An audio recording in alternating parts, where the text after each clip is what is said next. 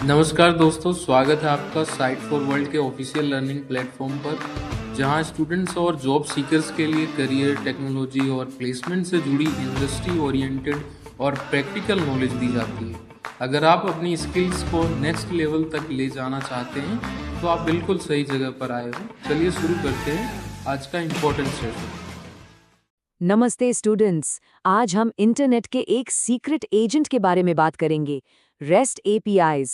शायद आपको पता ना हो, पर आपकी फेवरेट ऐप्स जैसे इंस्टाग्राम या ज़ोमैटो इनके बिना चल ही नहीं सकती। रेडी हो ये जानने के लिए कि ये सब काम कैसे करता है? फोकस मोड ऑन है ना? चलो स्टार्ट करते हैं। सबसे पहले एक सवाल, कभी सोचा है ज़ोमैटो ऐप को गूगल मैप से आपका लोकेशन कैसे मिलता है?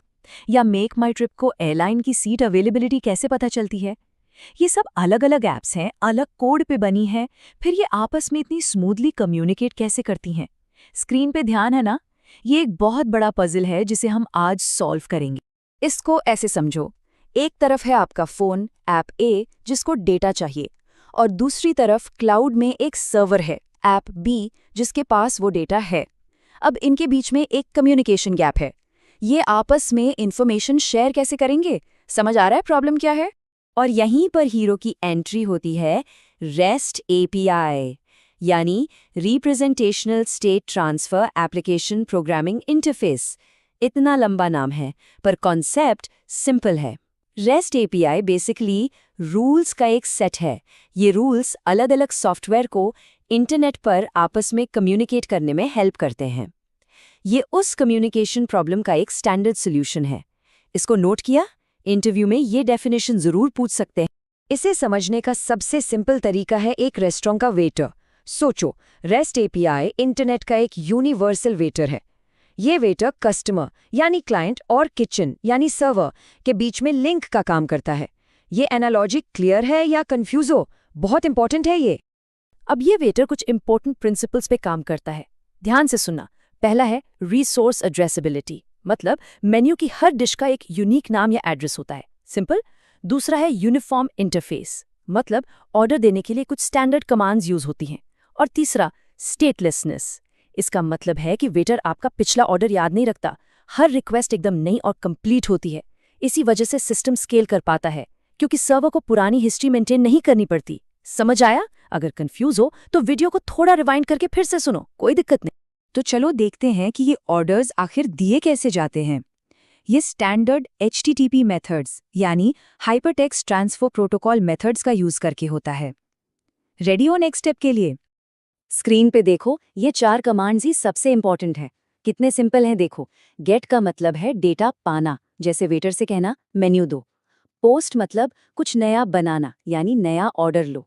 पुट मतलब किसी चीज को अपडेट करना, जैसे मेरा पूरा ऑर्डर बदल दो। और डिलीट का मतलब हटाना, यानी ये आइटम कैंसिल कर दो। इजी है ना? इसका स्क्रीनशॉट ले लो, ये हमेशा काम आएगा। ये तो हो गई थ्योरी, जो सुनने में बहुत अच्छी लगती है। लेकिन अब आते हैं रियल वर्ल्ड में। अब हम थ्योरी से निकलकर देखेंगे कि प्रैक्टिस में एपीआईज एक्चुअली कैसे यूज होती हैं। फोकस बना हुआ है? चलो आगे बढ़ते हैं। तो सवाल ये है, क्या रियल वर्ल्ड में हर रेस्टोरेंट यानी हर एपीआई इन्हीं रूल्स को आंख बंद करके फॉलो करता है? आपको क्या लगता है, हाँ या ना? चलो इसका आंसर डेटा में ढूंढते हैं।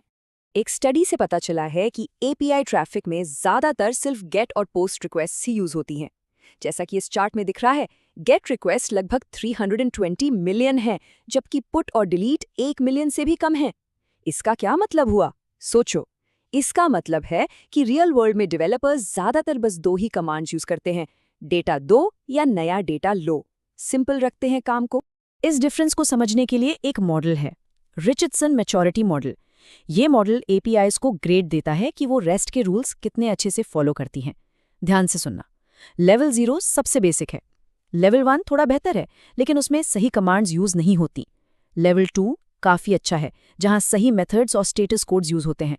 और लेवल 3 एकदम परफेक्ट है, जिसे ग्लोरी ऑफ रेस्ट भी कहते हैं। अब आप बताओ, ज्यादातर एपीआईज कौन से लेवल पर होंगी? गेस।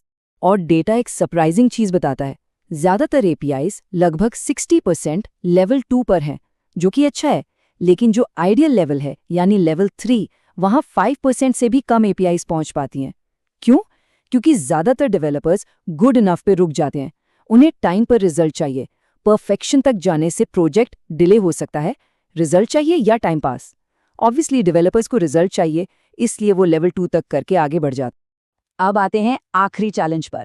सोचो, एक एपीआई लाइव हो गई, लोग उसे यूज कर रहे हैं, अब उसे अपडेट कैसे करोगे? रेस्टोरेंट का मेन्यू चेंज करना है, लेकिन कस्टमर्स को परेशान किए बिना कैसे करोगे? रेडी हो इस प्रॉब्लम का सलूशन देखने के लिए? जैसा कि पोस्टमैन कहता है, एपीआई डेवलपमेंट में चेंज तो आएगा ही। कुछ चेंजेस से यूजर्स को फर्क नहीं पड़ता, लेकिन कुछ चेंजेस, जिन्हें ब्रेकिंग चेंजेस कहते हैं, वो बहुत बड़ी प्रॉब्लम क्रिएट कर सकते हैं। क्यों? क्योंकि वो पुराने सिस्टम के साथ काम करना बंद कर देते हैं। सिर्फ देख रहे हो या समझ भी रहे हो, ये बहुत क्रिटिकल पॉइंट है। यहाँ एक सिंपल सा एग्जाम्पल है। मान लो पहले एपीआई में user.name यूज होता था। एक ऐप यही रिक्वेस्ट करती थी और डेटा मिल जाता था। अब एपीआई अपडेट हो गई और user.user_name हो गया। अब पुरानी ऐप जब user.name मांगेगी तो उसे एरर मिलेगा, एक छोटा सा चेंज और ऐप क्रैश। अगर इंटरव्यू में पूछा गया तो बता पाओगे ना ब्रेकिंग चेंज क्या होता है? तो इसका प्रोफेशनल सोल्यूशन क्या है? सोल्यूशन है एपीआई वर्जनिंग। ये इन चेंजेस को मैनेज करने का एक सिस्टमैटिक तरीका है। अभी आप क्या करोगे? इसको नोट करोगे, आगे बहुत काम आएगा। डेवलपर्स इसके लिए अलग अलग स्ट्रैटेजीज यूज करते हैं। सबसे कॉमन है यूआरएल में वर्जन नंबर डालना, जैसे /v1/ या /v2/। इन तरीकों से एक ही टाइम पर एपीआई के मल्टीपल वर्जन्स चल सकते हैं। इससे क्या होता है कि पुरानी ऐप्स भी आराम से चलती रहती हैं और नई ऐप्स लेटेस्ट फीचर्स यूज कर पाती हैं। खुद से बना पाओगे अब? प्रैक्टिस लगेगी, लेकिन कॉन्सेप्ट यही है। तो आज हमने क्या सीखा?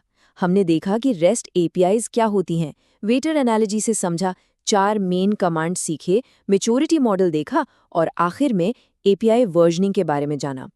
तो लास्ट क्वेश्चन, अगर ज्यादातर एपीआईज परफेक्ट नहीं हैं पर काम कर रही हैं, तो क्या इससे फर्क पड़ता है? इसके बारे में सोचना। प्रैक्टिस करोगे ना, सिर्फ वीडियो देखने से नहीं होगा।